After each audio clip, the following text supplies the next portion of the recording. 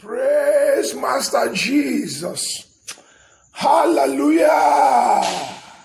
I want to welcome you to today's edition of the First Speed. And the caption of my message today is, God can help you turn your life around. God can help you turn your life around. In taking our scripture today from 1 Chronicles chapter 4, verse 9 to 10. And I'm using the New International Version of the Bible. Jabez was more honorable than his brothers. His mother had named him Jabez, saying, I gave birth to him in pain. Jabez cried out to the God of Israel, Oh, that you will bless me and enlarge my territory. Let your hand be with me and keep me from harm, so that I will be free from pain.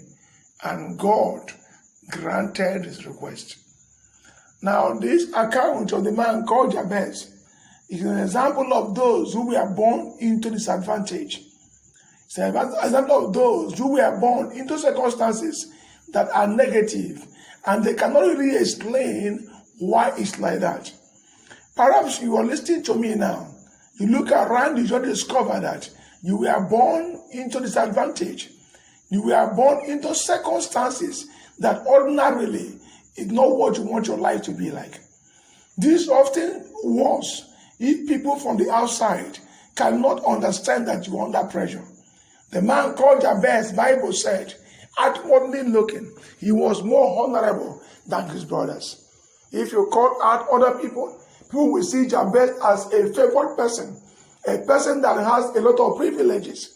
But it was very clear that Jabez was fighting and contending with something others could not see. Now, the name Jabez meant pain. We can call it sorrow, can call it adversity. And the reason for that name is strange, because being the only known son of his mother, anybody will think that he was giving him any other name. But some battles in her life had resulted in her giving Jabez that kind of name. She had had relationships that had issues, and the mother had given birth to him when his father had abandoned her. This woman carried all the pain she suffered. She remembered all the circumstances that were negative in her life, and that was what she put together and placed a name upon the man and called him Jabez. She did not mean that her son will suffer. She did not mean to cause pain for her son, but she only meant to have a reminder and say, oh, this boy I had, look at what I went through when I gave birth to him. But unfortunately, this kind of thing became the symbol of Jabez's life. His life became a life of struggle and complication and frustration. And that's a very strong point there. There are some of you who are hearing me today. Your life is going to some level of frustration, confusion.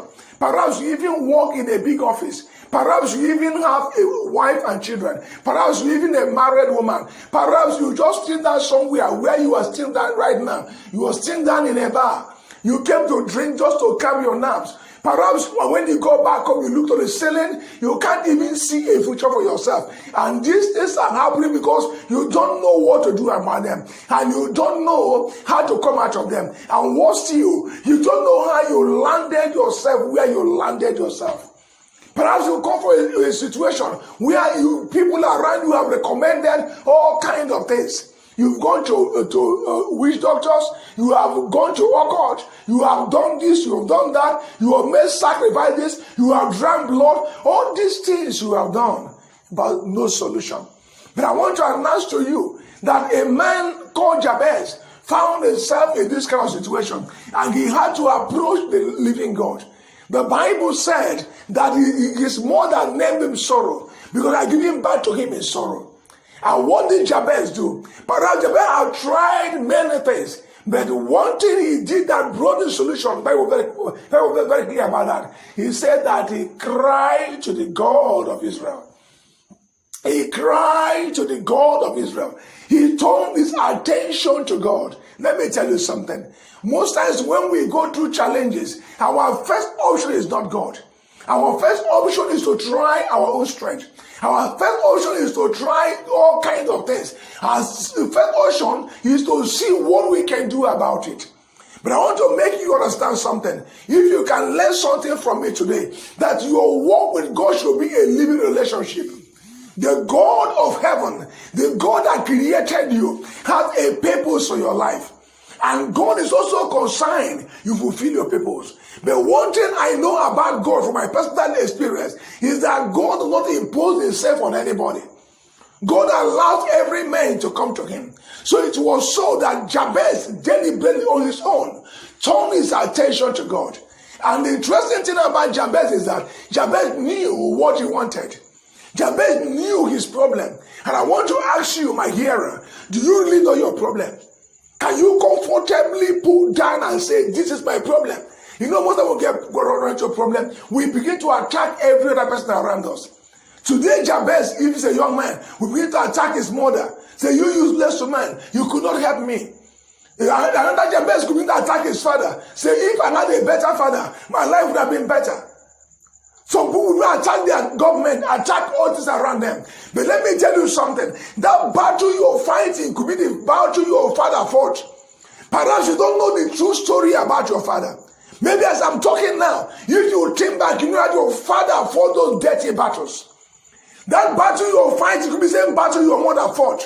I met a young lady who was having 2 children out of wedlock. And they were from 2 different men. And she told me, he said that, Pastor, when I was coming up, I swore I will never be like my father, like my mother. Now my mother had 5 of us, and 5 of us were from 5 different men. But as I'm standing here now, I only have 2 children for 2 different men, and as that she was not yet married. And so that's why when I tell people that if you have problem, understand how to deal with your problem. Don't accuse other people for your problem. Don't act when you attack other people and you explain anything about other people, about whatever thing you're going through. You are ignoring the real issues. You are turning your attention for the real challenge. And that's what you take note of today. Jabez did not begin to attack his father. He did not begin to attack his mother. He did not begin to attack his society. Jabez concentrated to deal with the matters in his life. And I don't know where you are hearing me from. There's a need that you deal with the matters in your life. Address the issues in your life. And that was what Jabez did. And the Bible says he cried to the God of heaven. He called to the God of Israel. He did not have to go to here, go there. Perhaps he had been like some of us who have made sacrifices in the river, who have killed animals, who have drank blood, who have done all kinds of things. Some have passed from one man's house to the other. Some have done all kinds of things. But on this account, the Bible said that Jabez was focused on who he wanted to help him. He called to the God of Israel. And the next thing Jabez did was that he marshaled out what he wanted from God. Number one thing he asked from God, he said, oh God, bless me. Some of us have never really prayed this kind of prayer. We have never really stood before God to make a definite request from God, oh bless me. And I want to encourage you today that you need to come to this point when you say, God bless me. And maybe you have complained about this and complained about that. Maybe you have told this man and told that man, but you have never made a personal blessing your request. I have met people as a minister of the gospel who have brought all kinds of problems to me, who have told me what wizard did against them, who have told me what occult men did against them, who have told me all kinds of challenges they have faced in life. And some of them are men up to 50 years. Some of them are 60 years plus women, but they have never taken time when I ask them, have you ever asked God to bless you? And now, Jabez said, bless me. We are not told at what age he prayed this prayer. But the point is that was the point. He prayed the prayer, God bless me. And I want to tell you the power of blessing here, people. A man without a blessing is a man under a curse. Because nature abhors vacuum. You must receive blessing or you carry a curse. Jabez's father walked out of his life without placing blessing upon his head. And I want to say, if you hear me, you are among those that challenge your father, those that challenge your mother, you are making a big mistake. Because the Bible says somewhere in Hebrews chapter 7 verse 9, he said, for without controversy, he takes the greater to bless the lesser. So he will also take the greater to cause the lesser. So Jabez was asking for father's blessing. He was asking for what his father did not give to him. He was asking for what his mother did not give to him. And his prayer to me was plain and clear. He said, God bless me. Number two thing he prayed for was, oh God, enlarge my territory. Make me bigger. God, make me bigger. I want you to make that statement to yourself. Say today, Lord, make me bigger. Let me hear you say it. Say, God, make me bigger. Jabez said, I have stayed in a narrow place for too long. It's interesting, like we said in the title of this message, that God can turn your life around. God can help you turn that scattered life around. And you can behave like Jabez. Instead of complaining to people and grumbling, you turn it into a prayer topic. Say, God, make me bigger. Lord, enlarge my territory. Number three thing he prayed for was that, God, I want your hand to be with me. You know, many times some of us are like that. Anything we achieve will be achieved by struggling. You ever went to school through struggling? You ever got a house through struggling? You ever got a job through struggling? You ever had a baby through struggling? And perhaps that was the lot in the life of Jabez. He discovered that there was no extra prophetic hand backing him up. And I want to tell you something. After this message, I will pray for you that you will get an extra prophetic hand, because it is the spiritual that governs the physical. If you are not a blessed person, if you are not a person getting a spiritual support to move your life around, everything around you will flow of frustration. Jabez said, God, let your hand be with me. I am tired of achieving everything by struggling, by pain, and by tears. Oh my God. I pray that God will open the heart of my hearer today to have this kind of understanding about life, to know that you need the support of God in your life, to know that your education will not do, to know that your job will not do, to know that your people around you will not do. You have to know that your bank account will not do. That what you need is that God will stretch his mighty hand and give you the support you need. And I pray today that God will give you that support in the mighty name of Jesus Christ. The next thing Jabez prayed about, he said, oh God, deliver me from pain. Deliver me from pain. Set me free from pain. I discovered that my mother giving birth to me, she gave birth to me in pain. Perhaps it was the pain of my coming into my mother's womb that frustrated my father, and he ran away and abandoned my mother. Oh my God. Perhaps all through my life, I've seen that people wanting to help me. They can't help me because there's something about me that is pain. And my life are full of pain. And that was why my mother, out of frustration, made me pain. And I'm tired of fighting with pain. I need your help to deliver me from pain. Lord, deliver me from pain. Deliver me from pain. Deliver me from tears. Deliver me from depression. Some hearing me today. Where you're hearing me from, your life is full of pain. All the men that came into your life, they abandoned you. You don't know why they abandoned you. All the things you tried in life don't always seem to be getting a headway. Your life is full of pain. Maybe you're even driving a car, and as you're hearing me today, tears are dropping from your eyes. You see people on the road, you smile, but deep inside of you, you are full of tears because your life is full of pain. And I want to tell you what Jabez did. Jabez took that matter to God. God can help you fix that life of yours if you let him. He can help you turn that life around. It's just that many of us do not know that God is so interested to help us turn our life around. The last thing Jabez prayed for, he said, when you are delivering me from pain, don't let me begin to weep about it. Don't let it grieve me. Because some of us, the things that we need to be delivered from, we are so yoked to them. Some of us, the things that are killing us, we have such a close tie to them. Perhaps a bottle of beer is in your presence right now, and that beer is wasting your life, and you are still drinking and drinking. And when you go back home, you know that your liver is getting bad, but something stronger than you won't let you stop drinking. Perhaps you were smoking. I was in Cameroon sometime. I saw a man by daybreak. He drank, it was in the bar overnight, and he drank was falling on the street. All his body was full of bruises, and the next day he still went back to drink because he could not get himself out of alcohol. Perhaps where you're listening to me from, where you're seeing that right now, you know that the things going on in your life is because of factors in your life. You have tried to walk out of that relationship. You still keep going back. And that relationship is ruining your life. And there's one lady I heard of in Cameroon. It was a heartbreaking news. How a man one day put her hand between the doors and cut off her finger. He said, "Get out of my house." And she refused to go until the man killed her. And this is a terrible story. Because some of us are in situations, conditions. We need God to set us free. But we also need God to deliver us from the emotional attachment of the things we do. We need God's deliverance to deliver us from emotional attachment. Jabez discovered that he was emotionally attached to the thing that would destroy his life.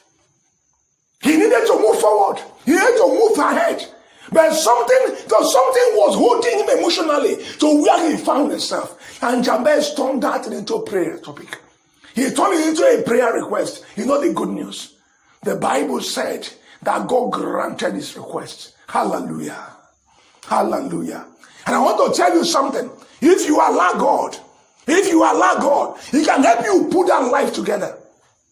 If you allow God, He can help you organize things again. If you allow God, He can help you fix that life of yours. That life you've concluded will amount to nothing. God can help you put it together. Somewhere in Matthew chapter 7 verse 7, the Lord Jesus Christ said, "Ask, you shall receive." What an audacity. What authority. Jesus says that when you ask, you can receive. But today, how can you receive? You need to have a living relationship with God. God wants to relate with you as your Father. When Jesus Christ was asked to teach us to pray, He said, "Pray our Father who art in heaven." You need to come to God under a relationship.